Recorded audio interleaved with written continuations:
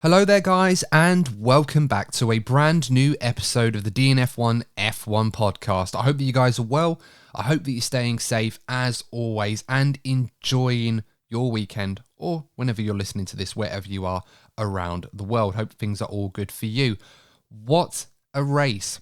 What a finish that we saw at the Australian Grand Prix. It had everything. It had drama, great overtaking, great battles, some strategy elements as well that's had to play the long game, crashes, safety cars, red flags, post-race penalties, and of course, plenty of controversy. However, the one constant that remained above all of that was Max Verstappen, the world champion, getting the W for the second time this season. And whilst at times there was an element of risk that perhaps particularly at the end of the race where Max's victory might be under serious threat, he had it completely under control. It was almost as if Max was doing Max things, driving in a different league to anybody else right now. But a great result for him to consolidate his championship lead and move further ahead of his teammate Sergio Perez right now. And of course, the chasing pack led no less by Fernando Alonso, who also got the podium today.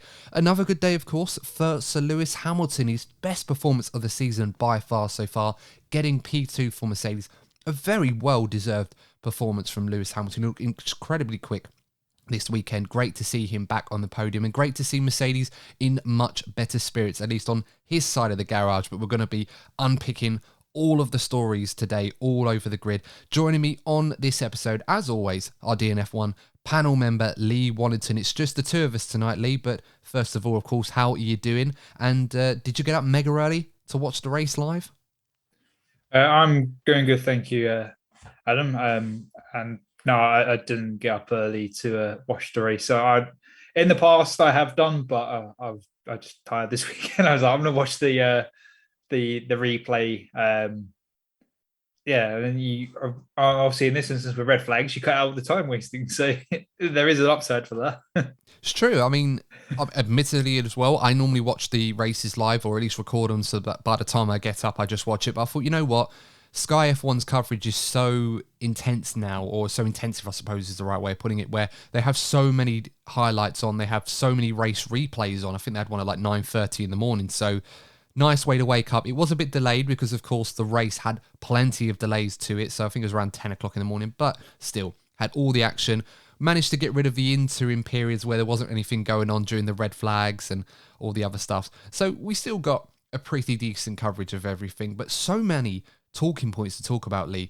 And before we get into those, guys, same as always, if you are new to the YouTube channel, make sure to subscribe, like the video. As always, really helps us out a lot. And of course, if you want to listen to us on your favorite pod platform, you can do so by tuning into whichever pod platform you listen to your podcast to. And of course, support us by giving us a 5-star review. As we've done in the past, we'll give you a shout out if you give us a 5-star review on your favorite podcasting platform.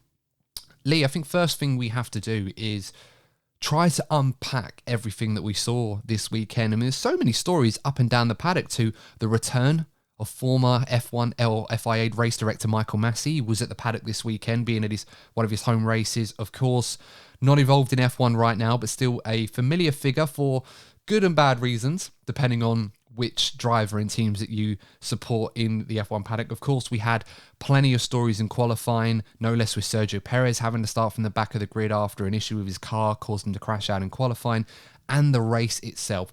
So many stories to unpack. First thing I think we have to do, though, talk about Max Verstappen. Despite all the chaos and everything unfolding, other than a bit of a shaky start where he got caught out by the Mercedes, he very much had the race under control from the period he got past Sir Lewis Hamilton after the first safety car and red flag. Oh yeah, how the race ended was Max in the imperious form, and how although Mercedes have seemed to have made a step this weekend, be it track specific or just understanding the car a bit more. The way Max still pulled away from the improved Mercedes is still frightening, and he wasn't pushing. Once he got to a certain distance, Max dialed back, went into tire saving, engine saving, and he was still pulling away at an alarming rate where the rest of the grid was so close together, and it was such an enjoyable race to see from P2 down. Max had it fully under control. Just obviously, as you mentioned, He was probably a bit surprised when George went past him off the line. And then obviously due to that shaky start, Lewis managed to take advantage of that as well. But Mercedes wouldn't have had the pace to keep Max behind, even if there wasn't any red flags or safety cars today. Yeah, that's a good point. I mean, do you think not so much Mercedes, but Red Bull might be a little bit concerned about their performance off the starts, because this is the second race in a row now where they've not locked out the front row. They started on pole, and as a result, they've been overtaken by the car alongside them that has got a better getaway. It does feel, particularly with Mercedes against them, Red Bull do have a bit of an issue with their tyre warm-ups, and that does seem to be affecting them off the start. Do you think that's something they might be concerned with if the pecking order or if the chasing pack gets a little bit closer to them as the season goes on? I think they're already concerned. I mean, right, yes, Red Bull have won 3 for 3 as a team, but by no means is their car perfect. Obviously, they've got their issues, as you mentioned at the start. Obviously, in Jeddah, Fernando got Sergio off the start, as you already alluded to, and the issue that Sergio obviously had in qualifying that put him into the gravel trap, and Max reported similar issues towards the end of the race himself, that the fronts were locking, and there was that one scary moment that he actually went off the track because he had a similar situation. And if that was a gravel trap, that could have been a race-ending situation for Max, because it's a slow corner, and you need momentum to get out of gravel trap. So in that sense, he was lucky in that. But there's clearly some concerns that Red Bull already have probably identified and they're working on. And I think when the starting procedure is one of them. Yeah, that's true. And, you know, you're right to point out that small error that Max made. Was it an error, or was it something that was going on with the car, similar to what we saw with Perez? You know, he did seem to have it under control after that, so maybe it was just a one-off thing. But there is that concern with Red Bull that whilst things, relatively speaking, are going smoothly for them this season, of course, this is their first race where they didn't secure a 1-2 finish for them, there is a little bit of a concern that they are not exactly invulnerable. You know, there is an element of risks there where if they don't manage it properly, or the drivers get a little bit overzealous with these issues, it may cost them a few races, where right now they do seem to have quite a hefty advantage. I mean, for example, you know, you mentioned Max made that mistake, but he had like an 11-second advantage. And the funniest part about all of that was, I remember quite distinctly that every time Sir Lewis Hamilton set a new fastest lap, or Alonso set a fastest lap, or Gasly, Max responded almost every time the following lap and just pull out half a second here or there just to say, I've got all this pace to burn. And it does suggest to me that Red Bull are trying to manage these races as best as they can to not overuse their advantage purely because they don't need to, but to build up enough of one so that if they have a slight issue like what we saw with Max today, he's still able to recover and still win comfortably. Oh yeah, it's I definitely agree there's management on, especially when you're in a comfortable position and so far ahead of the field. And you think back to the Mercedes period of domination where their car was 100% infallible, but they would still build up that gap just in case mechanical error or something happened. So it's just common sense if you've got such an advantage to just give yourself an extra ace in your hand. Yeah, absolutely. A few moments today where Max and Sir Lewis locked horns on the track, had a few nice little battles, particularly at the start where Sir Lewis managed to get down the inside of Max at turn 3. A nice little dummy by Sir Lewis to get the overtake. Max complaining, though, saying that Lewis was forcing him wide and that should have given him more room given he was ahead at the apex. I mean, what did you make of that? From looking at the incident, obviously I'm not a steward or anything, but for me, I don't think Lewis forced Max wide. I think Max had a wide entry into the corner, which was enough room for Lewis to go down the inside. Yes, Max was ahead going into the corner, but the way the position the car and turning it, I don't think there was Lewis was forcing him wide at all. And obviously, if the thing, I'll get my words out.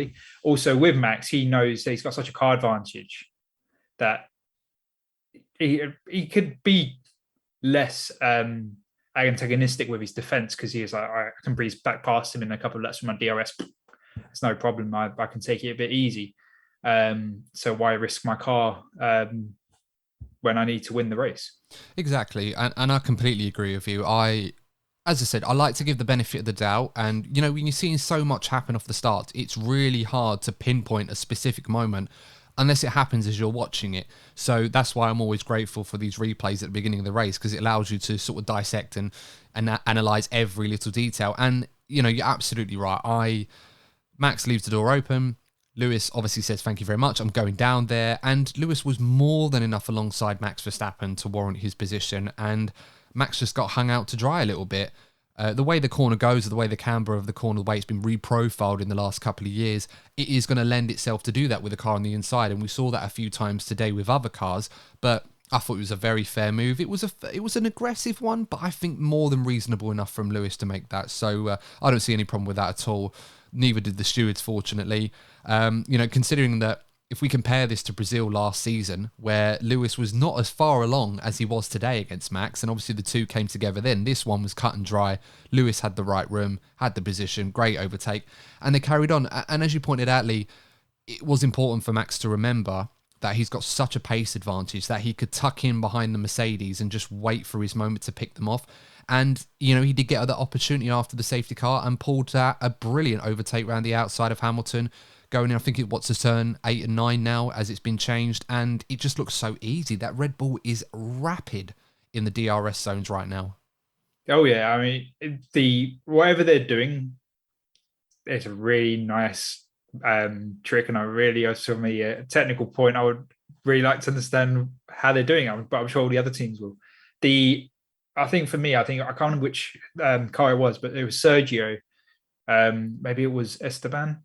They both had the DRS open, and Sergio overtook Esteban on the DRS when they're supposed to be equal advantage because they both had the DRS open, but the Red Bull still blew past Esteban where he had the DRS open. So it's just really impressive what Red Bull have done with their DRS, wherever it is. Yeah, and to put things into perspective, this weekend, the Alpine was by far the best of the rest in the speed traps in the DRS zones as well. So it just shows that as good as the Alpine was this weekend in the high speed areas, running that lower drag setup, which works so well for them up to a point in the race, Perez just breezed past that car. So it's really ominous for the rest of the field how they're going to be able to defend, I suppose, against the Red Bulls should they find themselves in a position of ascendancy. So I really enjoyed the battles between Max and Lewis today. I thought they were very firm, aggressive, but none, above all else, fair. And I don't think you can really argue about that if you're a Max fan or a Lewis fan. I thought it was really great stuff. Hopefully we'll see more of that between them, but hopefully in next time round, Sir Lewis will have a much more competitive car to fight Max on equal footing with. When that happens, I don't know. But it was good to see them two locking horns again, and this time both of them avoiding contact more than anything else. Oh yeah, it was really enjoyable to see that's them having clean racing. And I would say it's probably the first race of the season that Lewis was probably say he had fun. Yeah, and that's always nice to see. I mean, look, people listening to this show or watching this on YouTube, it's fine if you're not a Sir Lewis Hamilton fan. It's absolutely fine if you are enjoying this period where he is not really able to fight for a win on merit at this point in time. He kind of has to hope that something crazy happens ahead of him, like it was last season, to get that W. It's okay. There's nothing wrong with that. We all have our opinions and our favourites, and it's absolutely fine. But I must say, even though I'm not the biggest Sir Lewis Hamilton fan myself, I am very much enjoying Formula One more when he's enjoying himself, because he's right in the thick of it, he's right in the race, and F1 is a richer sport for having him enjoying himself. You don't want to see the best drivers struggling all the time and feeling depressed and miserable because the car's crap, for lack of a better way of putting it. It's really good to see that. So, and it brings the best out of the sport. Oh yeah, I mean, you can apply what you just said to Fernando as well. Exactly. For years, we've been moaning about, Fernando's at the back of the grid, he's the wrong end of the grid, or there's no Fernando, and Fernando's come back, and he keeps having all these incidents in the Alpine, but now he's in the thick of it, and he had 11 world champions on the championships on the podium, not 11 world champions, 11 championships, and they're all three of them had fun today, and it's really such a good thing for me, I think, to see the world champions, current and ex, be enjoying themselves, because it just getting them involved, it brings such a good feel to the sport. And on form, arguably the three best drivers in the sport right now. So good stuff to see. And again, Max Verstappen being very dominant as always. Let's talk about Sergio Perez, of course, Lee, before we move on. I think if someone had offered him P5 after qualifying and the fastest lap, given how difficult it normally is round Australia to overtake, being a street circuit by nature, I'm pretty sure he'd have been fairly happy with that. I think that probably was a level of expectation to that. And given how crazy this race was, at one point it looked like Perez was going to do well to score points in it. So I think even though he does lose some ground to his teammate in this championship, I think the gap is 14 points between them. I don't think he's going to mind P5 too much along with the fastest lap. Yeah, I agree. I think that was probably a very good expectation at best case scenario, especially in a clean race. What happened in Jeddah last time, I really don't think it could have been repeating in Melbourne, just because the nature of the tracks are completely different to Jeddah and Melbourne. So I think he should be being really pleased with what he managed to deliver today, and some of his overtakes were really fun to watch. Is the how I describe some of his overtakes, and it was just obviously I have a pace advantage, but it doesn't stop it being fun to watch the drivers clean driving and defending, and the overtaking driver. He just did some fine driving today. Yeah, and he wasn't exactly sitting back and waiting to breeze past people in DRS. He actually was doing a lot of late braking moves and some lunges. It was really good fun. I know this season, I think if you're watching F1, I don't know if it's F1 TV or Sky, but you can watch all of the drivers on their onboard cam for the whole race, or one driver in particular. If you followed Sergio Perez's race today, you probably were thoroughly entertained by what he was doing, let alone what was going on around him on the circuit. But yeah, a really good drive from Perez to recover up to P5. Looking at the championship as a whole, right now he does look out and out Max Verstappen's biggest challenge right now. The gap, as we said already, I think is 14 points now. And whilst that's not a million miles away, Perez was hampered by an issue with the car, which really bogged him down and took him out of contention. I do get the feeling that whilst we're only a few races in, and again, look, I don't want to call it right now. I'm certainly not going to. I mean, this was the guy that a year ago, Charles Leclerc was comfortably leading the championship, and I thought at one point it was his to lose. How wrong I was then. But it was his to lose. He lost it. It was, yeah, well, there you go. I didn't want to be the one to say it, but fair enough. I still have sleepless nights over it. But with Perez, I do feel that even though it wasn't his fault, I feel he's going to need to go on a run of races now where he can avoid certain moments like that, avoid having to do recovery drives, as much as we enjoy watching them from him, because he's up against a driver as formidable as Max today. And you could argue to a degree, Lee, if Perez was up there in P2, right behind Max the whole way, he could have won today if he was up there from the beginning and was in contention after the mistake Max had made and, you know, the restarts that we had, the poor start as well.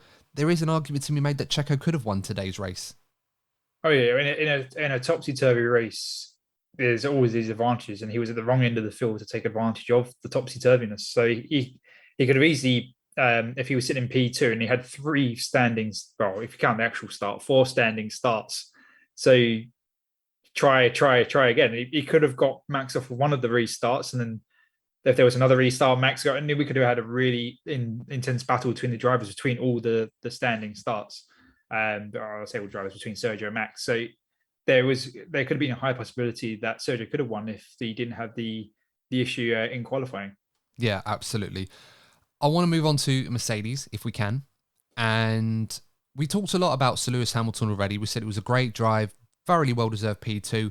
He did look a little bit off the pace up until Q3, where in typical Sir Lewis Hamilton fashion, pulls the lap out together, gets himself in, was it P3 in the end, did a great job. Obviously got a very good start, got ahead of Max Verstappen and was challenging his teammate up to a point where the safety car happened, and then obviously benefited from the red flag at the expense of his teammate. So did a great job and was really up there. Great to see from him. I do want to focus a little bit though on George Russell. This was a day where George Russell, once again, as he has been so far this season, very consistent, very quick. Up to a large point, Lee, I would say he was the quicker of the 2 Mercedes drivers again this weekend. But unfortunately for George, he was hampered by, as we said, Alex Albon's earlier crash, which brought out the safety car. He, as the lead driver, got the priority to have the early pit stop. It was a bit of a risk, but kind of had some logic given the tyre strategy that was proposed today, particularly on the harder tyres, which is obviously what dictated the race later on. The red flag came at a very bad time from afterwards because it completely put him on the back foot, took him out of contention for the win. And it's really frustrating because George was driving well. I don't think he'd have won on pace anyway, but he is really showing right now that at the very least, he's given Mercedes a lot of questions to answer in regards to his standing in the team. Oh, yeah, he's definitely giving him a headache in that front, but on the upside, he's giving the team options. If the red flag hadn't happened, I agree with you. I don't, and I said it earlier. I don't think Mercedes had the pace to win on merit, but they would have been sitting very pretty strategy-wise, having one driver who pitted under the safety car, one driver leading the race. And it would have given Red Bull a bit of a headache that they wouldn't have been expecting. And obviously made Max work hard for it. But George is delivering on what's expected of him from the team. He's delivering, he's putting performance, putting the strategy. And yes, obviously the position with Lewis and where he stands in the team, and it's putting a good case for him to be getting the right calls from the team for him. But yeah, he just did a fine drive and until obviously his retirement. But for me, the standout for George was the start. How he obviously had a great start, and he didn't let Max intimidate him into the first corner, where Max could have easily, as we know, Max can intimidate other drivers and be like, "I'm here, I'm taking this corner." And it's, I think that was a really impressive start from George. Yeah, there was a moment in the early parts of the race where both George and Lewis got ahead of Max Verstappen. They were 1 and 2. It looked like the tactic was from Mercedes to keep Hamilton within DRS of George Russell whilst he was in front to protect each other from Max Verstappen, because it allowed Lewis to have the DRS. George could have the clean air. He can manage the pace as he wants to. Max obviously sitting there waiting for the bottle to sort of pop so he can pick them off one by one. But that did seem to be the tactic. I think George Russell got a little bit frustrated on the radio when they were telling him to manage the pace to his teammate. And then obviously he got put into a difficult position where Lewis was right on him. Not to kind of pick holes or draw a narrative from that, but for the sake of the argument and what we've been talking about in the last few races between this growing dynamic between George and Lewis wrestling for supremacy in the Mercedes team right now, I do wonder in future races if Mercedes end up in a similar position and obviously weren't affected by the issues that affected them today, George Russell may be a little bit less reluctant to play the team game if he feels it may be compromising him, if he genuinely feels that he's quicker than Sir Lewis at the moment, which on merit you would argue he probably is a little bit the last couple of races. Yeah, there's definitely a point to be had that he is being the quicker driver than Lewis. No, obviously Lewis has made no secret that he's not been comfortable in this new car. Then he's been quite public about that. But there's definitely, as you said, the dynamic, and I think it's a bit early for George to be laying out. You've got to give me the preferential strategy. I've got to be the number one, and not say the number one, but you've got to give me equal opportunity. And I'm sure Mercedes do give equal opportunity.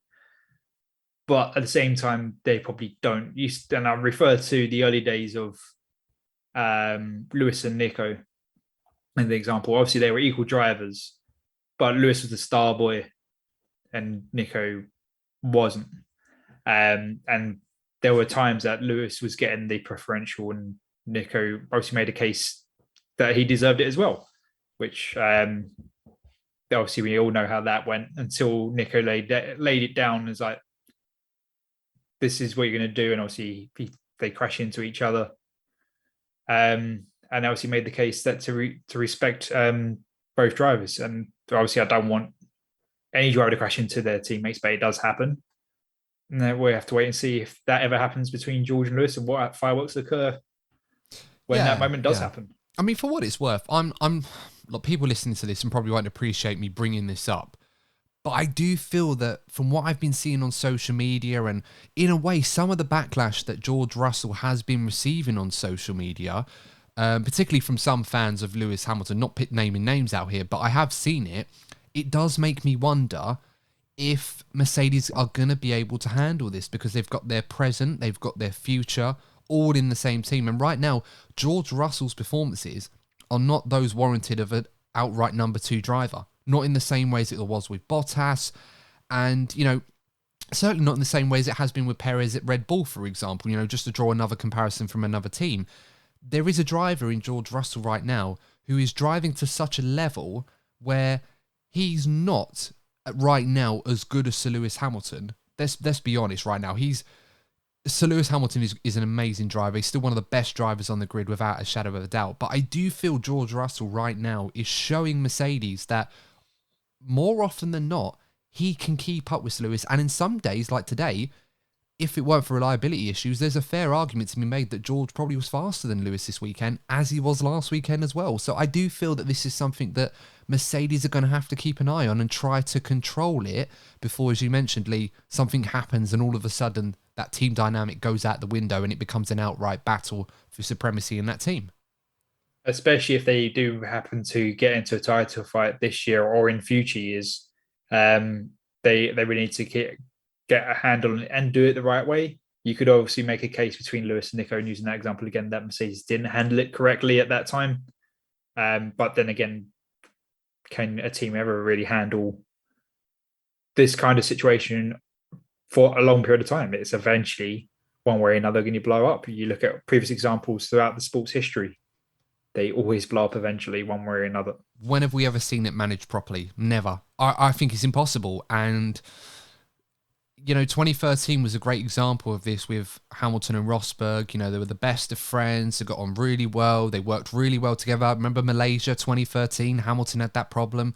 Rosberg was told to stay behind by Ross Brawn, manage his pace, let Lewis keep the podium. He did that. And I remember Rosberg saying on the radio, remember this, you will owe me one for what I did for you. As soon as you put them two in a championship-winning car and they're fighting for the title, all bets are off. The battle is on. So, yes, you know, I'm mentioning this because George Russell and Sir Lewis Hamilton right now aren't in a championship-winning car. They're not in a championship battle between the two of them. If you put them in a position where that is at stake, I wouldn't be surprised to see fireworks, really. And I think that's what we all come to expect in this situation. So, something to think about. The reliability thing, though, is something that we do need to talk about. It's not just been Mercedes. Red Bull have had some issues. Ferrari have had some issues. They've had some issues for a while now. Alfa Romeo, Alpine have had some issues. I'm a bit concerned we've had as many reliability issues already this season compared to what we had last season. I mean, Mercedes today with George Russell really ruined his race above all else, but this was a team that was practically bulletproof last year. Even they're having issues this year, so that is quite the concern for reliability this season. Yeah, it is a concern for reliability this season, but you could also make a case that's the problem with when you have the engine freeze. Obviously, they're not supposed to make changes to gain performance. They're supposed to make changes for reliability, and it obviously has to be signed off by the FIA accordingly under the rules.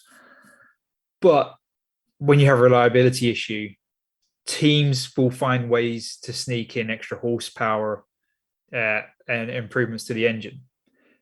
So if you go, this is just an hypothetical scenario. I'm not saying any manufacturers doing this, but I'm sure they they've got a reliability issue. Let's fix it. This adds an extra horsepower. That still hasn't resolved the reliability, or we have to fix it next winter. And they're slowly increasing the power output of the engine. So Mercedes, and I'm sure Ferrari has done it, that they've done these improvements, and those improvements aren't completely reliable in themselves. So they can keep tinkering with the overall output because they can't fix it throughout the year like they used to, of having 3 or 4 different versions of the engine because there's an engine freeze.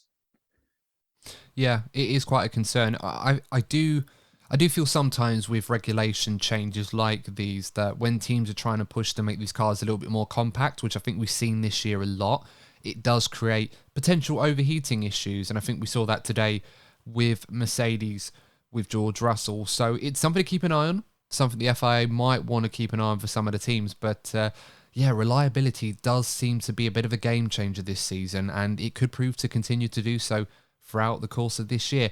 One thing I forgot to mention, we probably should bring up, just for the benefit of people that may not have seen this, there was a photo taken by a fan at the Australian Grand Prix today.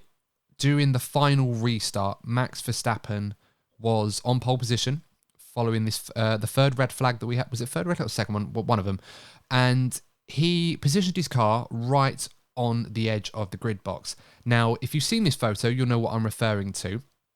But fans were asking, given that we've had some penalties issued out to Fernando Alonso and Esteban Ocon for encroachments, not having their wheels in their grid box, why did Max Verstappen get away with this one when it seemed that his tyre was beyond the grid box? Now, looking into this, from what I could see, the rules at the moment state, and this was for 2022 onwards, that as long as the contact patch of the surface of the tyre is not encroaching beyond the grid spot, then it's absolutely fine.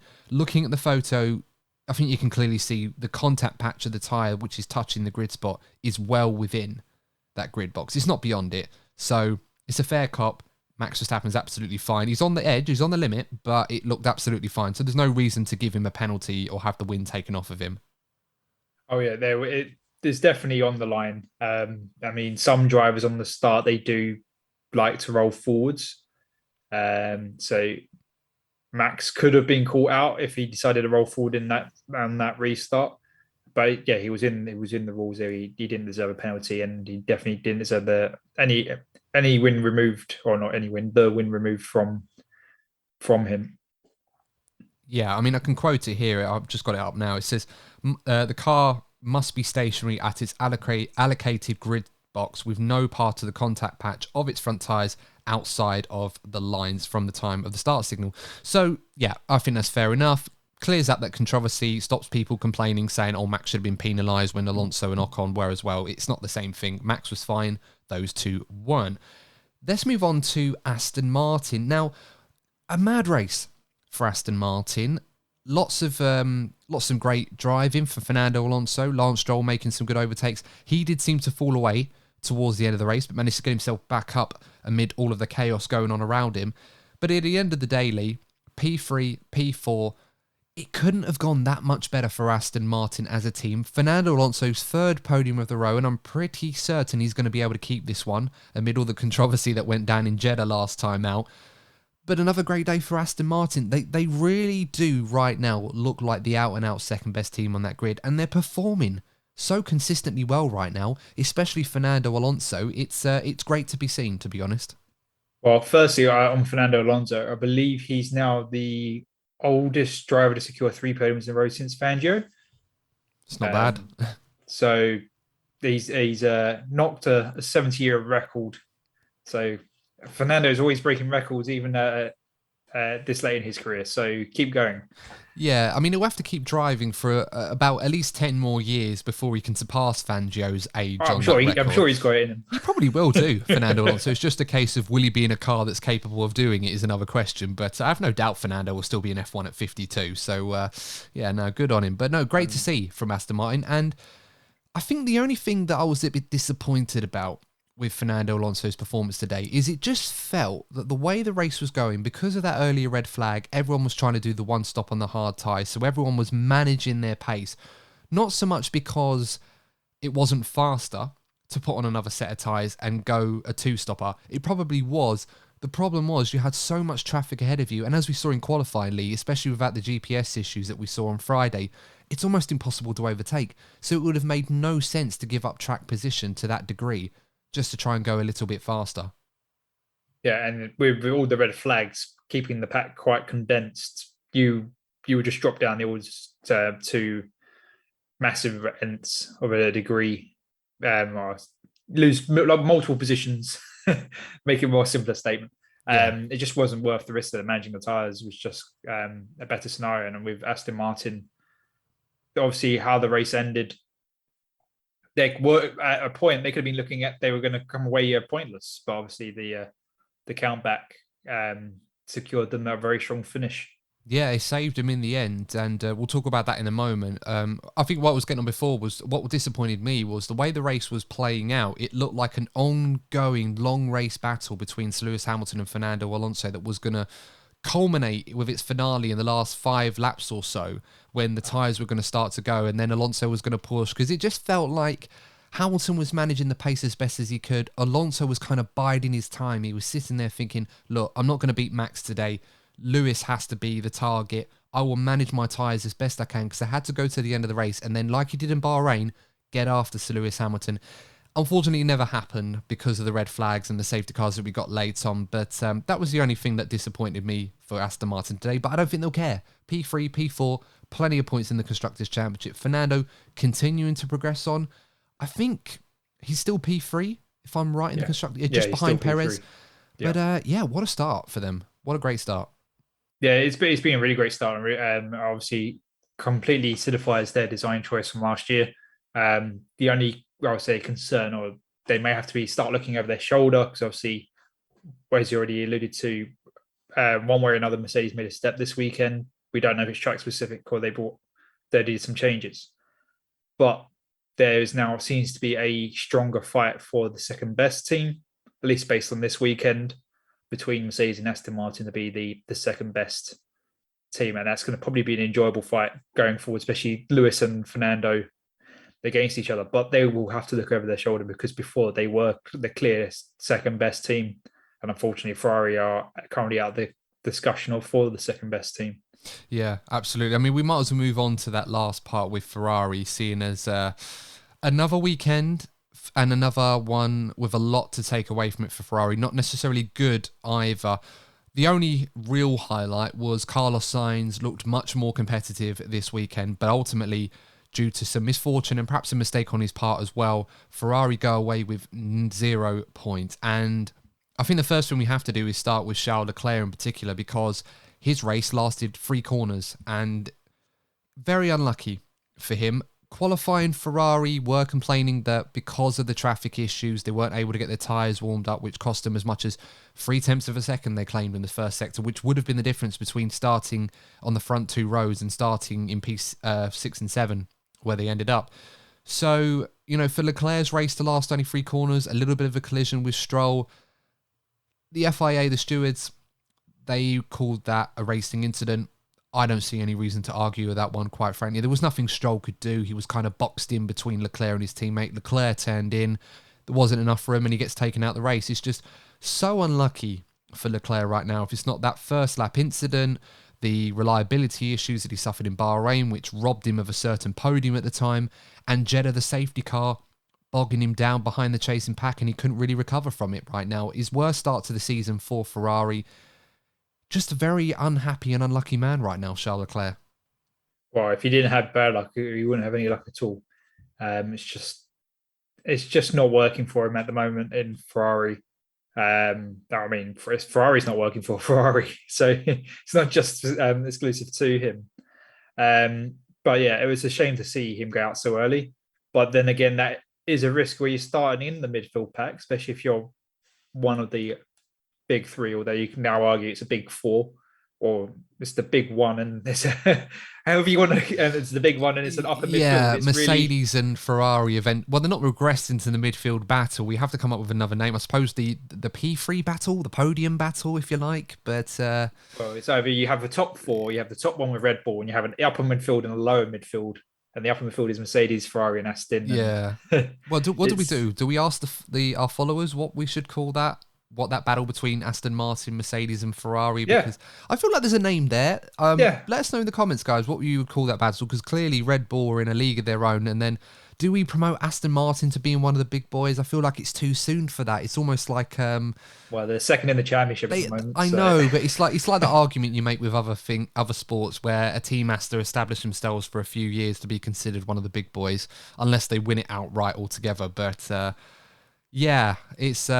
it's one I think we're going to have to give some time to think about what they should be called. But no, you're right. On Ferrari, it's if, as I said, if Charles Leclerc had no bad luck, he wouldn't have no luck at all. And today, of all days, I feel like, given how good Carlos Sainz was today and how good his race pace was, considering the issues that Ferrari had, and it felt like Ferrari really prioritised race performance this weekend over qualifying, which is why they were quite a bit further down as well. You could see Sainz was quick. I don't think he would have been able to keep up with Hamilton and Alonso towards the end. He was there or thereabouts. But Charles Leclerc, given how well he had been driving compared to his teammate, you could argue that Leclerc would have been in that fight for P2 if he was still in the race at that point in time. But once again, it's just not worked out for him. Yeah, the race performance did seem to be better for Carlos. Obviously, can't judge Charles in 3 corners. But yeah, it would. You could presume that he would have been just as good or better than Carlos. And on Carlos, I know recently you've been bemoaning his lack of pace, so it was really nice to see him delivering what I think of Carlos. Yeah, I think he was much better today, I must admit. And he was overtaking. Obviously, he was caught out by the first red flag, like George was, and ended up back in the pack, and he had to overtake to get back to where he was. And he was really keeping up the pace and keeping the gap. So really nice to see that from Carlos. And yeah, but with Charles, if he was delivering that kind of performance, he would have been just up there as well. And yeah, he'd probably find it easier to keep that in the fight with Fernando and Lewis. So it's just another race of what ifs for Ferrari, unfortunately. Yeah, I mean, Ferrari had been talking about a much improved package for Imola in particular, maybe not Baku, but certainly one that's going to be much needed for them. We should move on to Carlos Sainz because he was the one that was able to go through the race today. Drove very well, in all honesty. I mean, look, I'm a big Ferrari fan. I'm obviously going to back both my guys here and I want them to do really well. I have to be honest and say that up till recently, Carlos Sainz has not been performing at the level that I think we should expect of him. That said, I think it's more down to issues with the car that he struggled to get on top with compared to his teammate, and I think we have to accept that Charles Leclerc is able to do special things in a difficult car, like a few drivers on the grid can do in their own respective cars, like Norris or Alonso or Hamilton or Verstappen, for example, those kind of drivers. Russell as well, if you like. But it does feel that Carlos Sainz today was much more himself. Got bogged down after that first safety car and red flag, managed to get through the pack. He managed to get ahead of a very good Pierre Gasly up to a point today, who was very rapid in the high-speed corners, high-speed straights, made it difficult to overtake him. Got that move done, cleared Lance Stroll, and he was up there with Hamilton and Alonso. Don't think he had the pace to battle them towards the end, but he was up there with them, so that's good for Ferrari. They'd be very encouraged by that.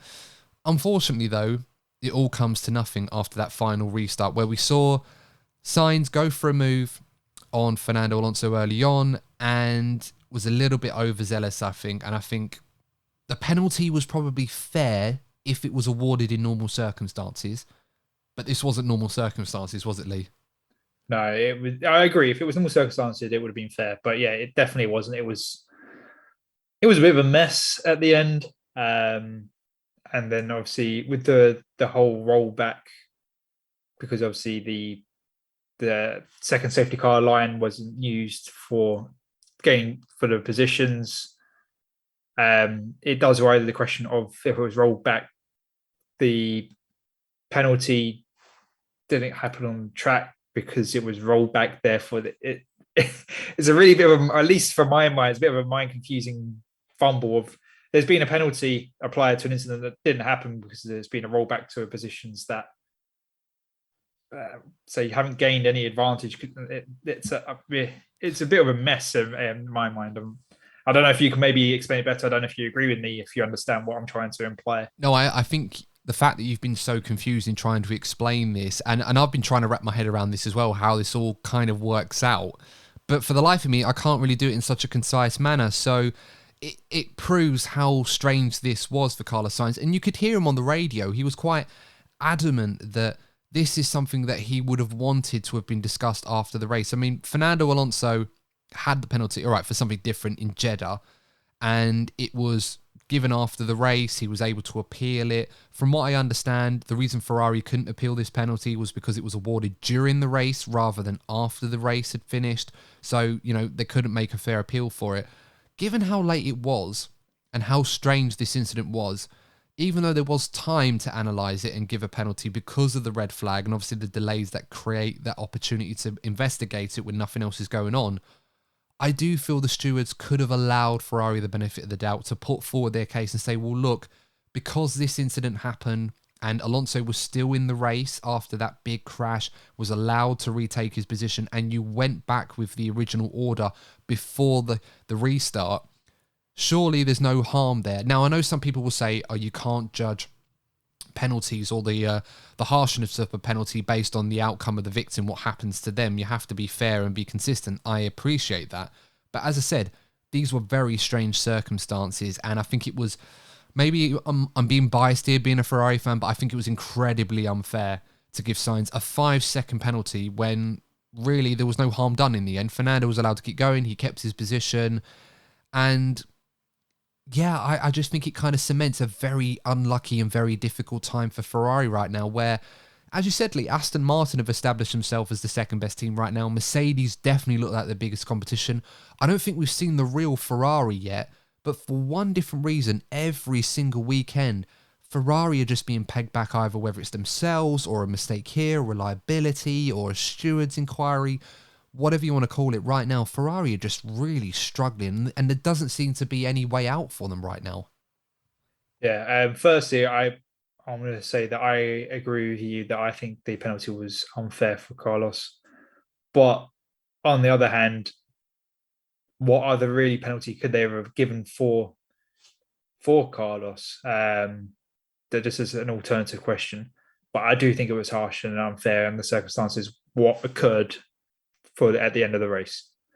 But on back to Ferrari, yeah, I agree. I don't think we've seen the real Ferrari. But they are struggling so much. And I mean, at the moment, they've got a bit of a safe distance from the rest of the midfield, or the midfield, wherever we want to put that line what we were talking about. But if the development increases and Ferrari is still muddling around with having penalties or reliability issues or falling over themselves, they have to be concerned that it may all of a sudden have to be, instead of being contention with Aston Martin and Mercedes, they may all of a sudden find Williams and Alpine and Haas are all over their backs. Instead of looking forwards, they're now looking backwards because they've got themselves in such a pickle one way or another that they're just falling further and further behind, and all of a sudden a bad season turns into a nightmare season. So they really have to be careful that whatever is causing their internal issues, obviously they can't help any penalties, that they get on top of them quickly, bring some stability and order, and then look for making increments forward, and not go into panic mode and start firing people, which already seems to have happened to some degree. Yeah, I mean, I think from what we've heard from Fred Vasseur, there is a bit of a restructure going on at Ferrari, and I don't think that's necessarily about adopting the old culture of, hiring and firing at Ferrari when things go difficult. I think it's about putting people in the right places and putting together a much more sustainable plan that's going to benefit them in the long term. As both of the drivers have mentioned, and Fred Vasseur, this isn't one that's going to bring success overnight. I think it's one we're going to have to wait for. Ferrari fans have heard this all too often before with Mattia Binotto and Louis Camilleri talking about 2022. That did bring some early promise and then filtered away quite emphatically. And now it looks like Ferrari are trying to rebuild again. And I think right now in the current landscape of Formula One, you're right. They do have that luxury of knowing that on a bad day, they're the fourth best team on the grid right now. And whilst that's not what Ferrari want, it could be a lot worse. It has been a lot worse in the last few years before that. So they still have a bit of a buffer. I'm just hoping that they give Fred Vasseur time. It does seem like he has a plan or has an idea of what he wants to incorporate at Ferrari. Hopefully Ferrari will give him the backing and the resource to make sure that he can put that together, and hopefully it brings some success. But it's not something that's going to happen tomorrow by any stretch. Yeah, it's definitely going to take time. I would like to say at least the performance and bring themselves together, they can get on top of it by the European season, leg of the season. But yeah, the actual project, Fred's project, is going to take a year or more to come to show any signs of fruition. Yeah. I mean, the good news is we've got 4 weeks until the next race in Baku. And as I said, I'm not expecting Ferrari to be fighting for race wins in 4 weeks' time, but it does give them an opportunity to sort of reflect on what has gone wrong for them. One or two things that have gone relatively well for them. As I said, Carlos Sainz's pace today relative to what he had was actually pretty good. So I think they can take that despite the fact that he didn't get anything for it. So yeah, a lot of work to do for Ferrari. I do want to talk more about some of the FIA decisions this weekend, but I'm going to leave that until a little bit later on when we talk about Haas in particular, because I think that is quite important, particularly on this restart that we had. I do want to move the conversation over to Alpine, Lee. And of any team on the grid, even though Ferrari were incredibly unlucky, Alpine will be absolutely gutted about how today went for them. Looked very good in qualifying. Gasly putting together a superb performance for 55 laps today, running with the leaders, well established in that fight for a potential podium on a better day, had some good pace, was very difficult to overtake. Ocon was in the mix of the midfield, got himself into the points after a difficult start, managed to recover it, and then, of course, it happened. From what I can only put down as a very careless error from, in a way, somewhat both drivers, but probably more on Gasly's side than Ocon's. Ultimately, though, a very costly one for Alpine, which saw both drivers crash out. The first incident as well between the two, which, according to both drivers, isn't going to cause any friction between them because they seem to be quite forgiving about it afterwards.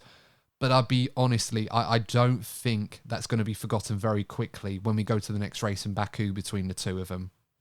Yeah. Firstly, on Gasly, I did say in the preview that he'll be one of the drivers to watch for the best of the rest, and I was right for 55 laps. So if he could have did it for another 3 more laps, I would have been right on that. But yeah, I've got a feeling, obviously, there's PR's department's gone into overdrive at Alpine to bury the hatchet. But yeah, I don't think the hatchet will be buried. We know not so much about Pierre, but we know with Esteban that he's not very good at inter-team dynamics. And yeah, I've got a feeling that there's probably a slight grudge going to be held against Pierre. And yeah, especially if we headed to Baku, we know it's a very crazy race. There's normally a few cars in the wall. If Esteban's ahead, how hard does he defend against Pierre? Obviously, this is just hypothetical, but yeah, I do think he will be holding on to this going forward and be willing to repay the favor if an opportunity ever comes along in a certain manner. Obviously, doesn't bring him into too much trouble with his employers. Yeah, absolutely. And, you know, you do have to feel to a degree for Pierre Gasly because today he was phenomenally good. As I said already, he was well in the leading pack. He was doing a great job. He didn't look out of place there at all. At one point, under better circumstances, he could have been with a shout for a podium. We don't know. We'll never know how that would have all gone down. And it all just completely capitulated in the worst way possible. And when you saw those two Alpines parked up after that second red flag, when we saw K-Mag's rear tyre go off in the way that he did to cause all of that, I couldn't help but feel when I saw them thinking they've come together, them two.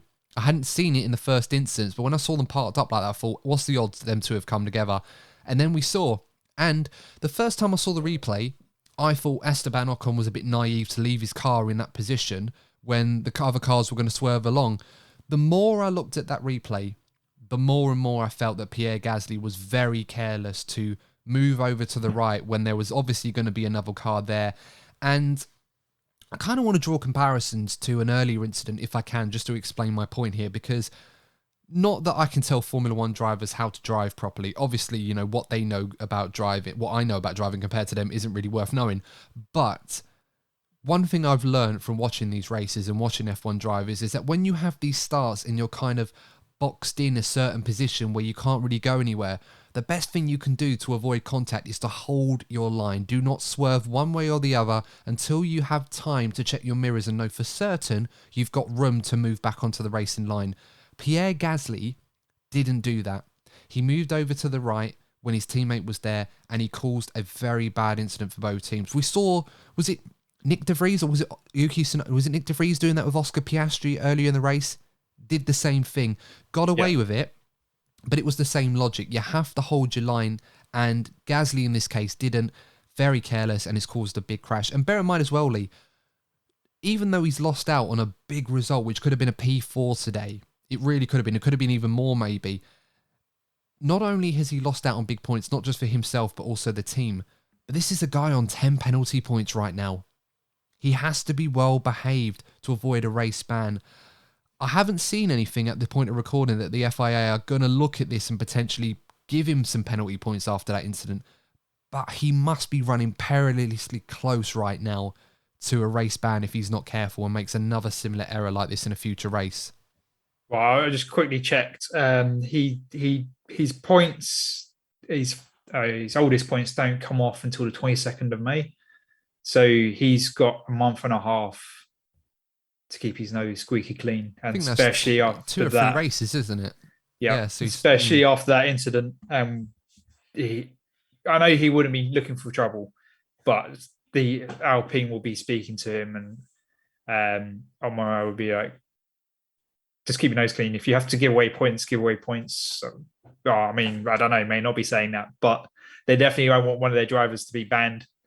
Yeah, there was a moment that you could probably the FIA, if they were feeling it, could have given him a penalty, and that's it. He's got banned for Baku and be the first, or not the first. No, was Grosjean? No, Grosjean got a race ban, but he never got the 12 points, did he? no, that was for a very severe collision that he caused collision, in Belgium 2012 when he pretty much took out half the field and nearly killed Hamilton, quite frankly. But that was just yeah, less said than that one the better. That was a nasty one. But yeah, you're right. With Pierre Gasly, he's got to be careful. I don't think he's a dirty driver by any stretch. And of course, today it was a naive mistake, but a very costly one and a very dangerous one as well on a race that we should be talking and praising him for his impressive performance this weekend. And unfortunately, we can't because of the fact that it just ended so horribly by his own hands. So hopefully he can put that one behind him and do what he did for the first 55 laps in future races, because other than that, he was brilliant today and would have been my driver of the day if he brought it home. Oh yeah, he did brilliant performance and keep him.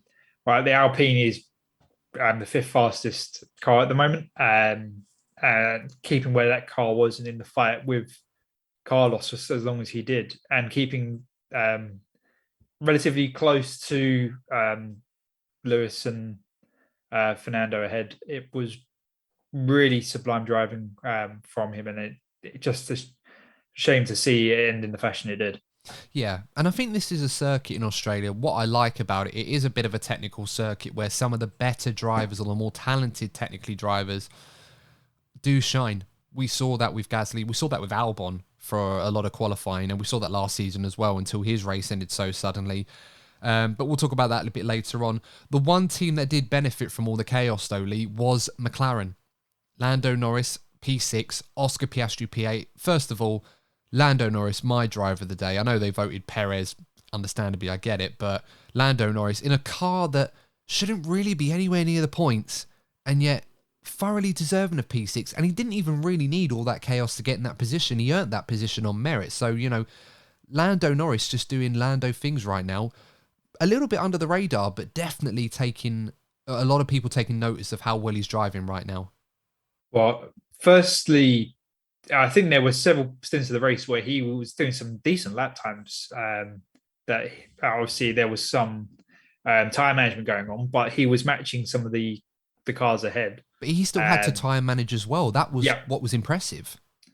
So he really delivered on that aspect. But yeah, I think that's probably the first race of the season that he had fun. I said it about Lewis earlier, but at McLaren it looks horrible at the moment.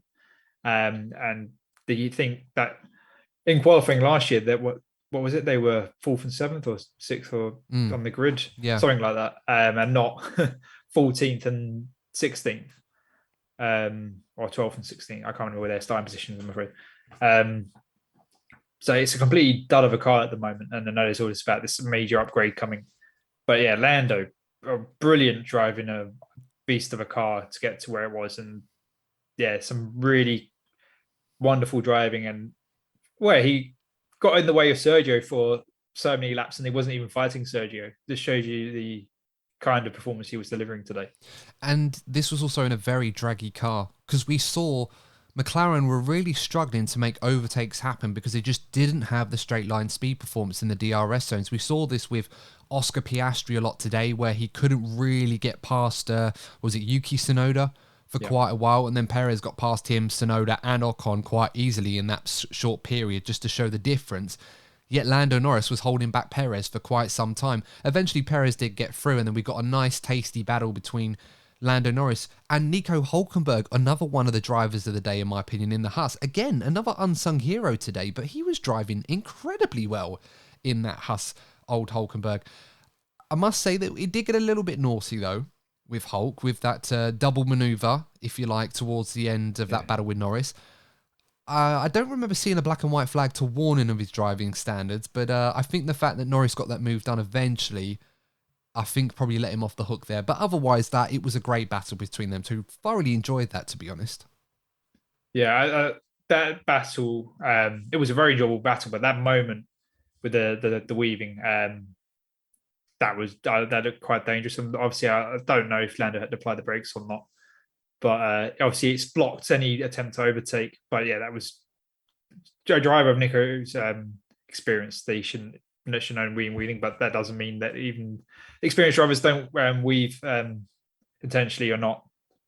But yeah, it's just a bad lip on such a brilliant fight for that position, and then the manner that Lando got past him eventually was like, wow, that was a really opportunistic, well planned. It can't be opportunistic, well planned. That's contradictory. Well, it was a well orchestrated. Yes, well orchestrated. That's a better way of putting it. It was such a brilliant maneuver from Lando. Yeah, I do like that. It's kind of like that 300 IQ play with Lando Norris, where goes into that tight 90-degree right-hander, tries to switch back. Hulkenberg, to Norris's credit, probably put under pressure by that, wasn't expecting it, and caused him to go a little bit wide, and then of course went very wide at the following corner, managed to hold it all together. But it was great racing at the end between the two of them, despite that one moment where Hulk was a bit naughty there. But no, it was really good stuff. Oscar Piastri, P8. It looked for a while that Oscar Piastri wasn't going to score points on his home debut in Australia. A guy who, 8 years ago, we saw him as one of the grid kids for it, now living his dream, driving in front of his home crowd. Obviously, it's going to take a lot to replace the hero, Daniel Ricciardo, that was left behind in the Aussie heart. But I think it will go a long way today, and I think he will remember today's result for a long time. And given how things went down, I think he'd be delighted with P8. First points as well in his F1 career too, if I'm not mistaken. Yeah, it was definitely his first points, because with this for a minute there, I was worried that I'd forgotten if he'd done something in Jeddah, and I thought, no, he didn't. But I just had to cover myself there, just in case someone in the comments goes, you've missed this race or something, But great result for Piastri. I really enjoyed that as well. Some good stuff from him.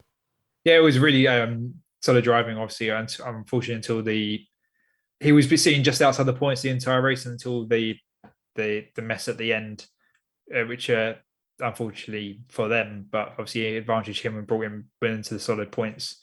But yeah, it was really good driving, and I'm sure he will remember that first points at his first home Grand Prix. I mean, that's obviously there are better things. You could win your first home Grand Prix, but it's still a good way to get your first points at your first home race. So I'm sure that he will always remember that moment.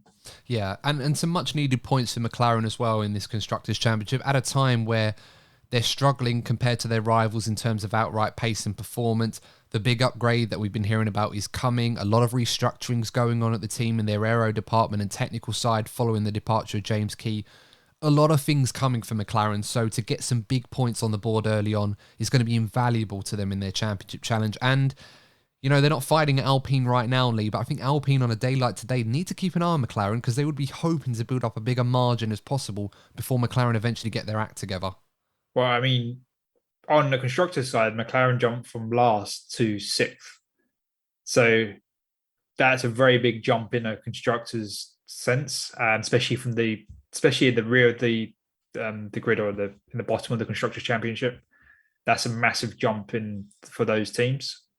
But yeah, Alpine's got to be careful that if the upgrade works for McLaren as much as they expect it to, Alpine got to be taken advantage of, scoring these big points for the fight that presumably will come. And it's, well, personally, I'm hoping will come. But it's a wait and see if McLaren can actually build a decent car this season. But yeah, they got to be careful for Alpine to obviously avoid collisions with their own teammate. McLaren has got to take advantage of opportunities like today where they're in the damage limitation. Yeah, absolutely. I mean, it was a bit fortunate, but you know what? Given how difficult it's been for Lando and Oscar the first couple of races of the season, they deserved a bit of luck. So well done to them today. Let's move on to some other stories. Zhou Guanyu got in the points as well today for Alfa Romeo. Got some big points for them in P9. Bottas just missing out on P11. But in fairness, Bottas, well, At one point, after that final restart, they were up there, what was it, like 6th and 7th or something crazy like that. And so, you know, they obviously got pegged back a bit. Bottas was really off it. He had some suspension replacement, I think, after quali, which caused him to start in the pit lane behind Perez at the back of the grid. Having a tough time of it right now, Valtteri Bottas, but it's good to see at least Zhou Guanyu, despite the issues Alfa Romeo have had, they still managed to come away some points today, so I don't think they can complain too much. No, I don't think they complain too much, although they can complain that how the race was restarted, because obviously they lost some valuable points for us, a midfield team, like the Haas aspect, which we'll get to. But it was such a solid drive from Joe, and he was getting in the thick of it. And yeah, Valtteri just one way or another didn't look like he turned up today. Yes, there was the car issue, which obviously he wasn't happy with the balance or something along those lines. But yeah, it's not nice when you see a popular driver that's struggling with the car setup. Yeah, absolutely. And hopefully things will get better for Alfa Romeo. But unlike last season, it does seem that they are going to be playing catch-up rather than enjoying an early advantage that they probably hoped they would have been able to look after. So we'll have to keep an eye on their progress, but work for them to do as well. Big praise we have to give to Yuki Tsunoda today.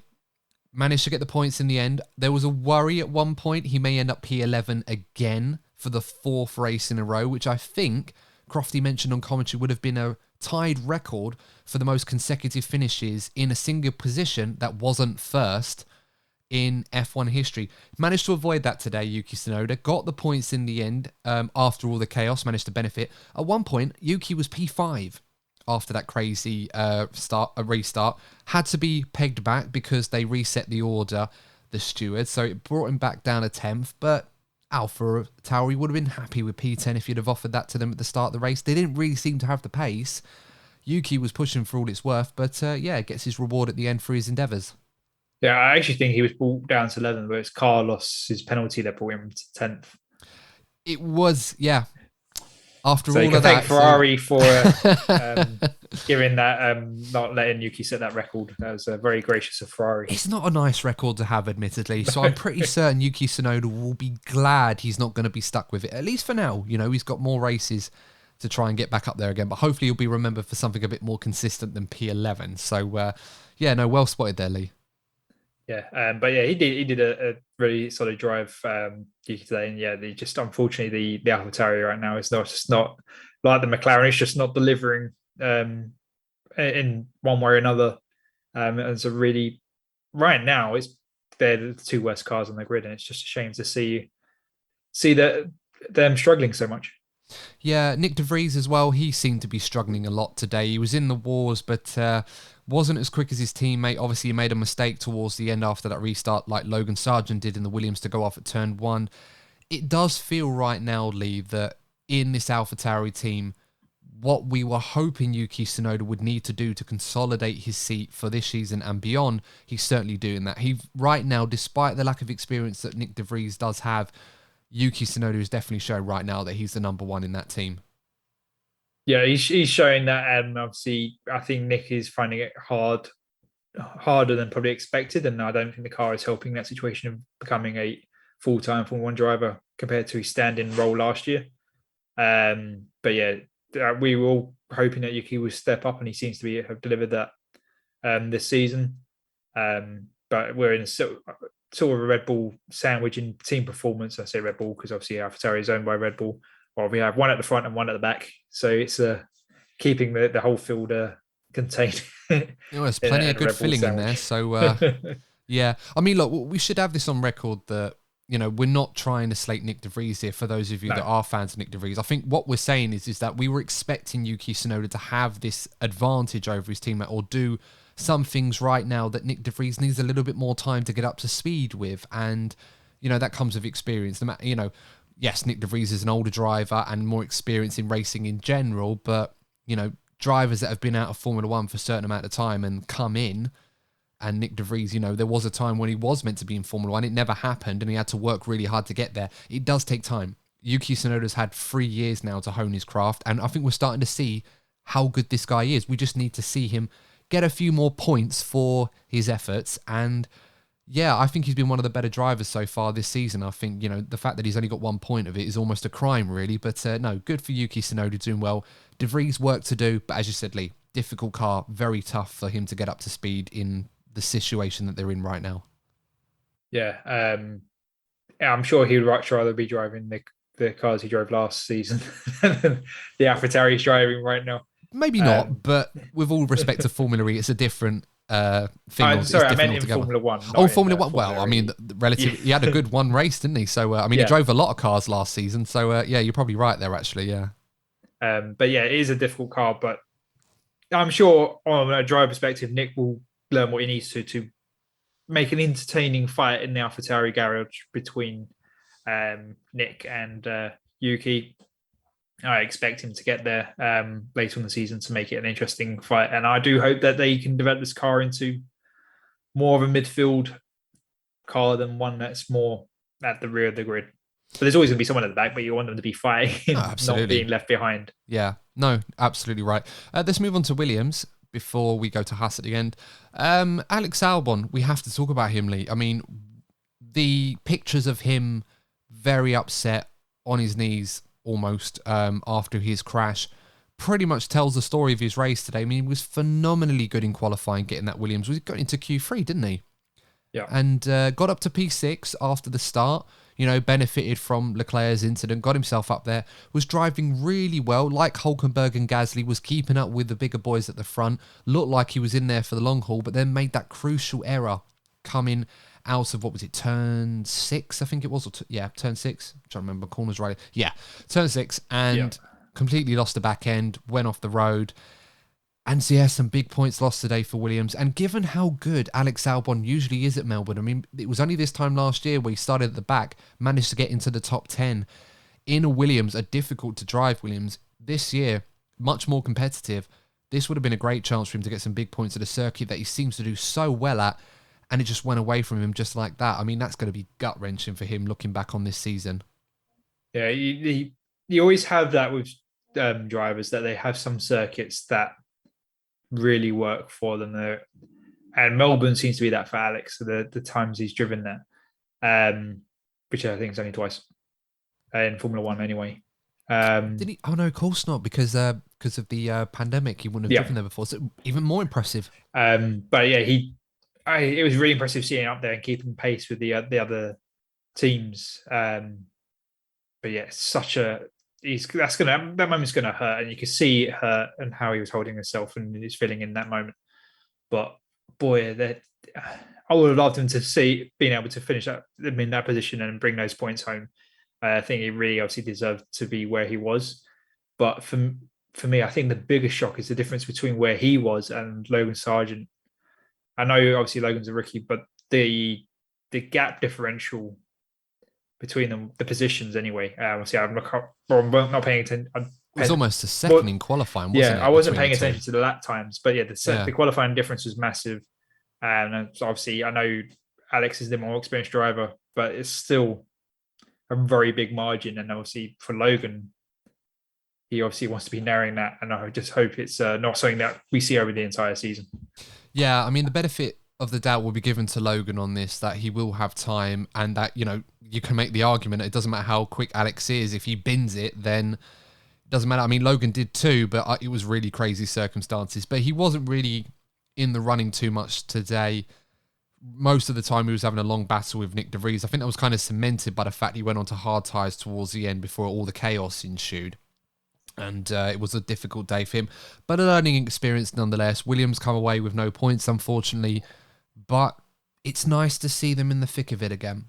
And hopefully they can get more results out of it than they have done today.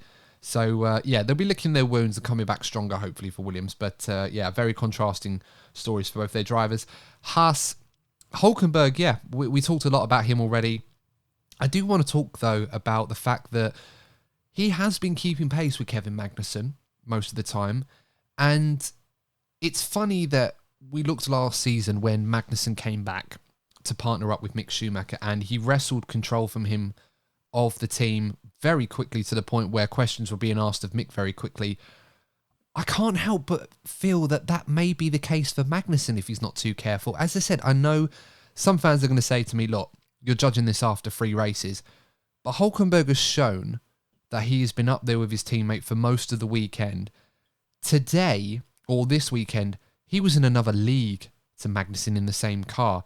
Again, I don't want to draw too many comparisons early on, but I just can't help but feel that we may end up in a position with Haas where they've got the same issue with Magnussen that they had with Schumacher last year, and now we've got Hulk doing what Magnussen was doing the year before. If we have more days like today, that could be a question that needs to be asked. Yeah, I mean, firstly, Nico drove brilliantly. It was really amazing where he was putting that car, especially in qualifying. It was really like, what's the Haas doing? It was never a shock. He was always in like the top 4 or 5. He was beating the Ferraris. I'm like, what's this guy doing up there? Like, did he find a shortcut that no one's found? But it was great stuff. Yeah, it was really nice to see. But I think Gunther's already summed it up. It's like they've definitely they made the right choice bringing Nico back. He's a massive step up, and it's delivering exactly what the team wants. And you can see that, and especially in this weekend, he's really that's next level compared to Kevin. And he's been up there with Kevin more or less. So obviously that crash doesn't help Magnussen today, and obviously you just hope it's not a spiral. But when you said he's wrestling control of the team, I probably agree with you. There is a fight going on, and I think at the moment the Hulk is winning that fight in only after the 3rd race. All right, it's early to say overall because it's still a very long season, but it could be a very tasty fight between the two of them, especially as we know in the past comments that they've had between each other. We've got the old one there, yeah. Look forward to any future drama. Yeah, I mean, look, I was a big Mick Schumacher fan. I was also one of those guys that I could accept that Mick wasn't really performing to the standard that Haas would have wanted him to. I just felt the guy needed an arm rounding, a bit of time, someone to say to him, look, you're overdriving, you're doing a bit too much here. Just do what you do, get into a rhythm, and you'll be faster without even trying. Never really happened consistently with Haas. I do feel Haas's upper management, like Gunther Steiner and a few others, as we saw in Drive to Survive, and you can only take that in whatever context you can, perhaps weren't as nurturing or supportive to him as they like, but the guy was crashing the car every other week, so I can understand the anxiety and the frustration there. But I can accept as well, looking back on the small pool of data that we have so far, Haas look like they've made the right choice in bringing in Hülkenberg. He's doing exactly what Haas said he would do. He's driving well. He's keeping up with his teammate. In some cases, like today, he was in another league to him, and he's bringing home the big points when the opportunity comes. Do I think Mick Schumacher would have done what Hülkenberg did today? Absolutely not.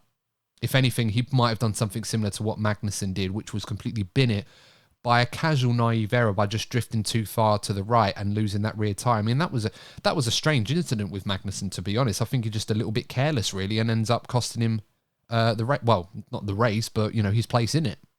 Yeah, it definitely seemed to be very careless. If we can just, as you said, it just drifted into the wall, which is a really silly thing to do anyway.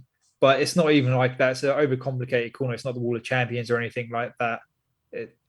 It's just a really odd incident in how he managed to obviously cause that incident to himself. I mean, the back end never stepped out, though. I remember watching the replay thinking, maybe the car had a failure and it just understeered and there was not much he could do about it. But it just seemed like it was a normal corner and he just misjudged it by the smallest margin. It goes to show on some circuits, maybe not so much this one, how close some of the drivers do run to the barriers, and the smallest lapse in concentration, that's what can happen. So, and that's what happened to Magnussen today. But still, big points for Haas. They can't complain. I think they'd have been delighted with a P7 if it was offered to him this weekend. So no, good stuff from Hülkenberg. Brilliant drive from him. But that's why they appealed. They wanted the bigger points. They did. They wanted the bigger points because he was up in P4, wasn't he, after all that chaos, wasn't he? So might as well talk about that, seeing as we've covered all the teams respectively.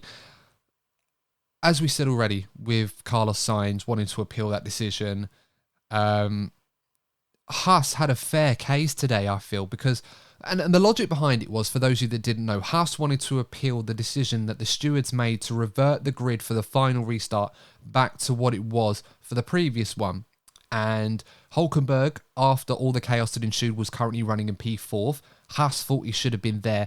The reason they thought that was because they had passed the second safety car line. Now, just to sort of take it back a little bit to explain a bit of context, British Grand Prix last season, we had the first lap incident with George Russell, and the FIA and the stewards were struggling to find the correct order on the timing screens. Now, they have mini sectors. They don't usually refer to in this case. They have the normal sector intervals, which is usually the first opportunity for cars to go through to establish an actual correct order. If they don't have that, they normally revert back to the previous starting order, assuming that whatever cars have been crashed out in that incident, other cars behind them will take their place, etc., etc. That's what we saw today. This is what they did. What they did today was, instead of finding the second safety car line, which is what they did at Silverstone, not the first sector, the second safety car line after turn 1, where the order was changed, they didn't do that in Melbourne. They ended up reverting the grid back to what it was before, and this is where Haas's appeal comes in, because they claim the FIA set a precedent where they used that second safety car line to determine a different order to what it was originally. Today, they didn't do that. The second safety car line, for those wondering where that is just before turn 1. So at that point, you've already gone past the first timing point where you could have some order there. And then immediately after that, Hülkenberg was running P4, Haas put forward their case. To some degree, I think it had some merit. It had some legs to go with that one. But the FIA, they rejected it on the grounds that they didn't think that was sufficient and went with what they did. And I think the argument needs to be made, Lee, that clarification and consistency is something we always complain that the FIA and the stewards don't do enough of. And I know there's going to be room for certain incidents where there's going to be a variance of opinion or certain circumstances that may change the outcome of a verdict. But in circumstances like this, surely it should be more black and white, or just follow with what the rules state. And if you set a precedent, you stick with it rather than trying to do this one race and then this another race. Yeah, we always want the rules to be followed and actually sticking to a precedent. So we already said about how confusing the whole situation is with Carlos, but it's just another example where personally I think they should have followed the precedent they set in Silverstone last year. They were all and the safety car line, they passed the timing loop. Why they couldn't use the timing loop, I don't fully understand why they couldn't. They just decided to do something different compared to, or was Silverstone the outlier and they should have done Silverstone differently. It's just the FIA making a bit of a mess and not making it clear and understanding for the fans one way or another of why this is any different to Silverstone, why the Silverstone was judged differently. To that. Fans want to understand, and unfortunately, when the stewards put out their statement, it's not a very easy thing to understand because they just cite the rule book, blah, blah, blah, blah, Article 12, blah, blah, 12B, blah, blah, blah. What does that mean? They don't try and dumb it down or make it understandable to the followers, and it's the fans. And it's really a shame that we ask these questions of why. What that makes no sense. And I personally, I think Haas should have won their appeal, but I'm not a steward, so. Well, this is it, and the stewards felt that the safety car line 2, which is just at the pit exit before turn 1, where the red flag was shown, they didn't deem that as a reliable place to get the correct positions from. They decided to revert back to the start. So yeah, they're setting a precedent, but they're not sticking to that, or they're not making it clear to people. And as I said, I think there is room for some contrasting opinions on one incident to another, depending on where you are. But I think for stuff like this, you just have to be consistent with the rules, or at least how they're written, or at least clarify for people why you're going that direction. You can't just decide where you feel it's suitable. You have to go by with what you put down. So, and it goes on an earlier argument that we made earlier in the season about they really do need to kind of look at these regulations with a fine-tooth comb, like they did last time out in Jeddah, where Aston Martin argued that a jack is a jack regardless of whether it's for the front or the rear, and they won the case on appeal. And I enjoyed that. I think it was very creative from Aston Martin to do that, but it just shows there are so many holes in the current regulations right now with the FIA where they really need to tie these things up, because more often than not, we're seeing week by week another example where they make themselves look foolish considering the fact that they're meant to be the referees of this sport. Yeah, we've been moaning for years as fans about the lack of consistency from the FIA and the stewarding, and there always seem to be a new way to make a mess of it. And they really need to, as you said, early in the season, we've made the point that they need to clarify and get rid of loopholes, get rid of any set precedents. But obviously there will be circumstances that there isn't a precedent. But when you have precedents, the precedent should be followed. In legal matters in national law, for the most part, judges follow previous judges' sentences as precedents and examples of how to sentence.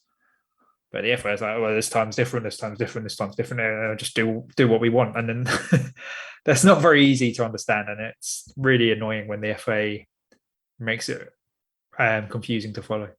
Yeah, absolutely. I mean, there's been a few other news points this weekend about some changes to regulations. I think the first one that we saw was the stewards and the FIA saying that teams are not going to be allowed to, or in this case Red Bull, are not going to be allowed to climb over the fences to celebrate their drivers winning a race at the end of it. Not really sure. I feel like I'm a fan of that. I get the logic behind it for health and safety, but it feels more one of those that, is this really an important issue that needs to be addressed? It's kind of like the jewellery ban that they keep banging on about every other week when Lewis Hamilton keeps telling them that he can't take certain pieces of jewellery off, really, isn't it? Yeah, I personally feel that ruins part of the aspect of the winning as part of the visual impact is having the team climbing the fences and cheering on the drivers across, and I feel that sport loses out from this ruling. But obviously, it doesn't stop the fans climbing the fence and having the track brought to the stewards for having the track invasion at the end because the fans climbed the fence. That's crazy because I saw a video of this online because I was wondering what they were referring to when Crofty was said on commentary and I didn't know what he was talking about. But when the cars went across the line for that rolling start for that final lap as they were coming through to finish the race, there were already fans climbing through the fence just after the start-finish straight to try and get themselves onto the track, as some fans do after the race. If you're not familiar with this, they're allowed to go onto the circuit once the race is over to go and get a good view of the podium celebrations happening there. That's a normal thing.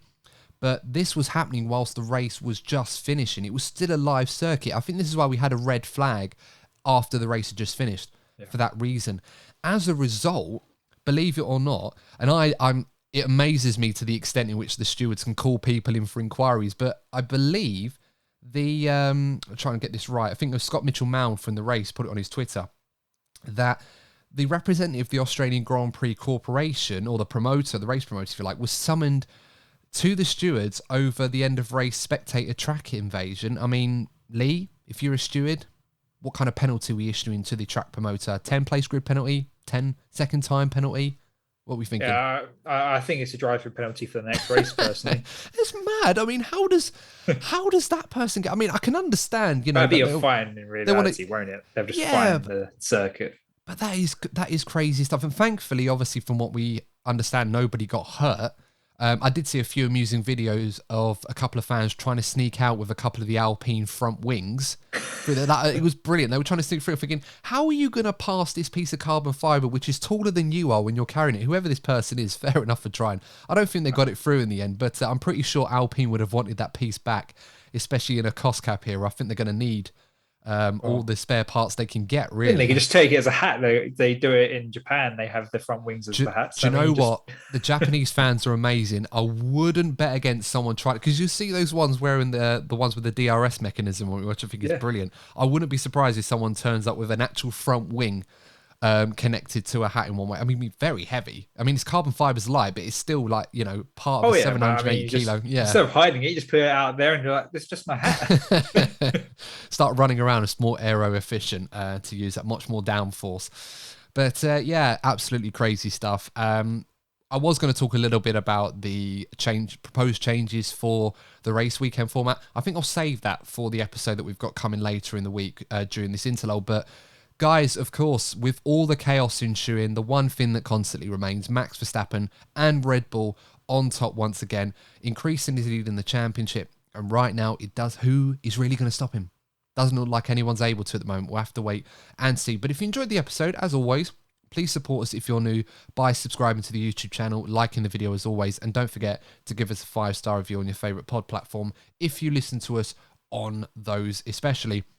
And until then, guys, got a bit of a break now, 4 weeks until the Azerbaijan Grand Prix in Baku. But we'll still have plenty of content coming your way on the YouTube channel and your favorite pod platforms to keep us going until we're back racing again. But until next time, guys, as always, thank you so much for tuning in. Please stay safe, and we will see you in the next episode of the DNF1 F1 podcast. And remember, as always, if you're not first, you're probably DNF1. Take care. Goodbye.